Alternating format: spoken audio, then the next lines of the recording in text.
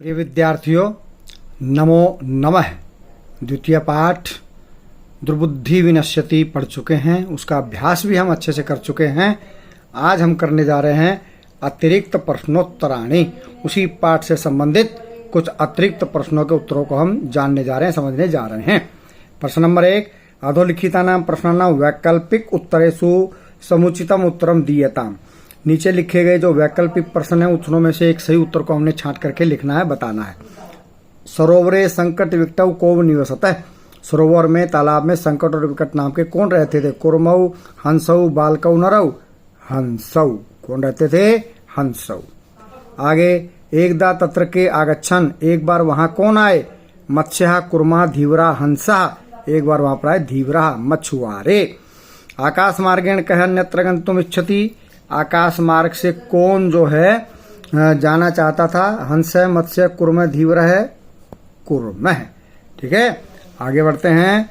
काष्ठ दंडे लंबमानम कुर्मम दृष्ट्वा के अधावन जनः बालका धीवरः पौरः।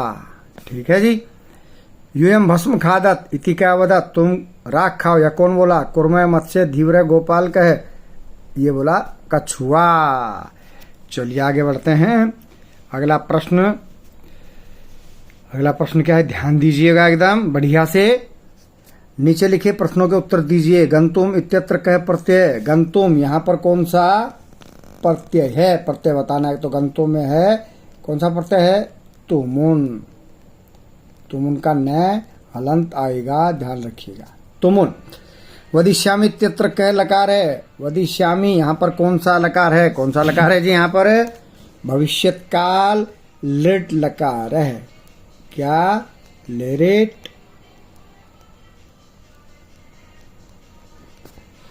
लकार है। आगे बढ़ते हैं। भवद्भ्याम इति पदे का विभक्ति। भवद्भ्याम में कौन सी विभक्ति है? तो बच्चों यहाँ पर विशेष ध्यान रखना है। यहाँ पर है तृतीया भी है, चतुर्थी भी है और पंचमी भी है। भवद्भ्याम में तीनों विभक्ति होती हैं, क्योंकि ये द्विवचन है। तृतीया, चतुर्थी, पंचमी तीनों में जो द्विवचन है वो एक जैसा ही होता है। तो भवद्भ्याम में कौन सी विभक्ति हो गई है जी? कौन सी हो गई? तृतीया, उसके बाद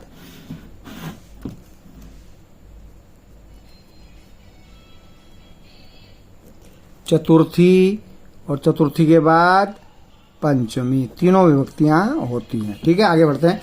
मामैव इति पदस्य संधि विच्छेदम करोत। मामैव में क्या? माम प्लस एव, वृद्धि संधि है।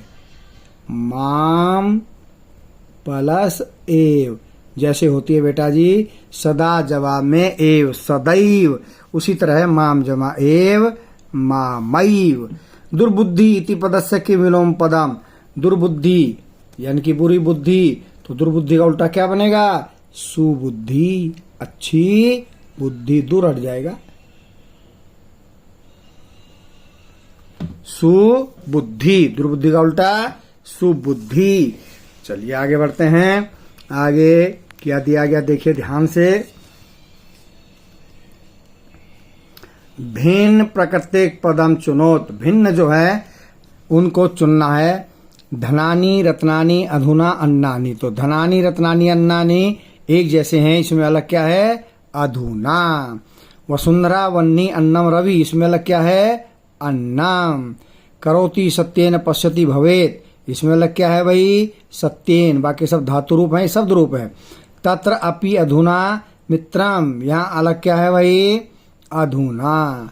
अद्य है प्रातः स्व। अद्य मैंने आज, है मैंने बीता हुआ कल, प्रातः मैंने सुबह, स्व मैंने आने वाला कल। तो इसमें अलग क्या है? प्रातः है। चलिए आगे बढ़ते हैं। किसमें? प्रश्न नंबर 4 में क्या लिखा? मंजूषा तय पदानी चित्वा रिक्त स्थानानि पूर्याति। ये मंजूषा है और नीचे ये खाली स्थान दिए हैं, ये हमने खाली स्थान भरने हैं। ध्यान दीजिए,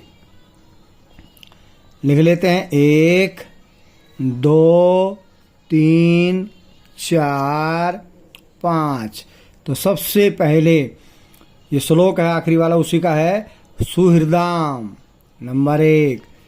सुहृदाम हित कामानाम वाक्याम यो न अभिनंदती।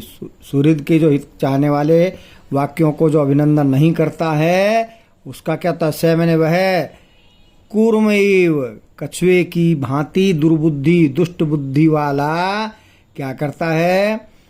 काष्ठाद,